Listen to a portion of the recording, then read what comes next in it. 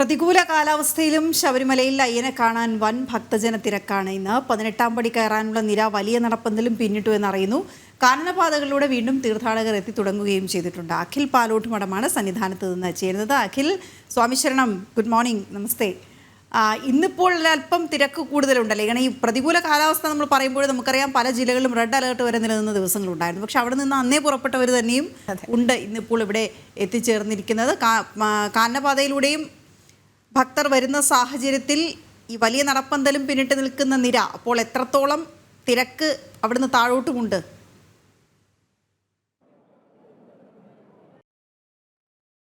ഞാൻ അഖിലിനോട് സ്വാമി ശരണം പറഞ്ഞു, നമസ്തേ പറഞ്ഞു, ഗുഡ് മോർണിംഗ് പറഞ്ഞു. പക്ഷെ അഖിൽ പ്രതികരിക്കുന്നില്ല. എനിക്ക് തോന്നുന്നു കണക്ടിവിറ്റി ശരിയാവുന്നതേ ഉള്ളൂ തോന്നുന്നു. ഈ തിരക്ക് എത്രത്തോളം കൂടുന്നു അതിനനുസരിച്ച് ഈ മൊബൈൽ കണക്ഷനുകളുടെ എണ്ണവും കൂടുമല്ലോ. നമുക്ക് ഒരാളിലേക്ക് എത്താനുള്ള തടസ്സം എത്രത്തോളം ഉണ്ട് എന്നുള്ളതാണ്. പക്ഷേ ദൃശ്യങ്ങൾ വളരെ വ്യക്തമാണ്. നമ്മൾ ഈ പറഞ്ഞ കാര്യങ്ങളൊക്കെ തന്നെയും നല്ല തിരക്ക് അവിടെ സന്നിധാനത്തുണ്ട്.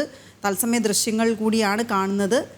നമ്മുടെ മൈക്ക് ഇടയ്ക്കൊന്ന് വന്നിട്ട് പോയി. അപ്പോൾ അഖിൽ അവിടെ ഉണ്ട്, സന്നിധാനത്ത് മുകളിൽ തന്നെ ഉണ്ട്. രാവിലെ തന്നെ ഉള്ള ഈ തിരക്കിനെ പറ്റി ആണ് ആദ്യം പറയേണ്ടത്. കാരണം ഈ വലിയ നടപ്പന്തലും കഴിഞ്ഞ് താഴേക്ക് എന്ന് പറയുമ്പോൾ അത് കൃത്യമായി പറയാൻ ഞങ്ങൾക്കറിയില്ല. പക്ഷേ വാർത്തകൾ പലപ്പോഴും വരുന്നത് കൊണ്ട് തന്നെ അവിടുത്തെ ഒരു ഭൂമിശാസ്ത്രം കൃത്യമായി അറിയാമല്ലോ. അഖിൽ ചേരുന്നുണ്ട് വീണ്ടും. അഖിൽ കേൾക്കാൻ കഴിയുന്നുണ്ടെങ്കിൽ ഈ തിരക്ക് എത്രത്തോളം നീളുന്നുണ്ട്?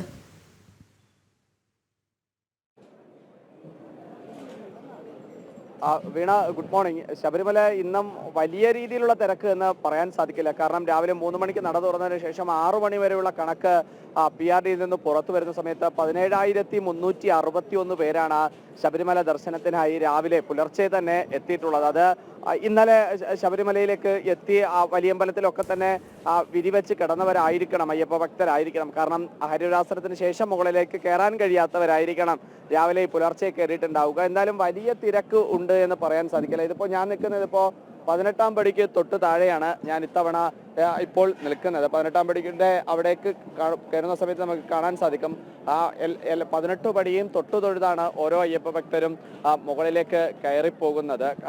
നമ്മൾ വലിയ തിരക്കൊക്കെ ഉണ്ടാകുന്ന സമയത്ത് കുറച്ചുകൂടി സ്പീഡായിട്ടായിരിക്കും അയ്യപ്പന്മാർ 18 പടി കയറി പോവുക. കാരണം 18 പടി കയറി പോകുന്നതിനനുസരിച്ചിട്ടായിരിക്കും മുകളിൽ സന്നിധാനത്തിന്റെ ശ്രീകോവിലിന്റെ അവിടുത്തെ തിരക്ക് അനുഭവപ്പെടാറ് ഉണ്ടാവുക.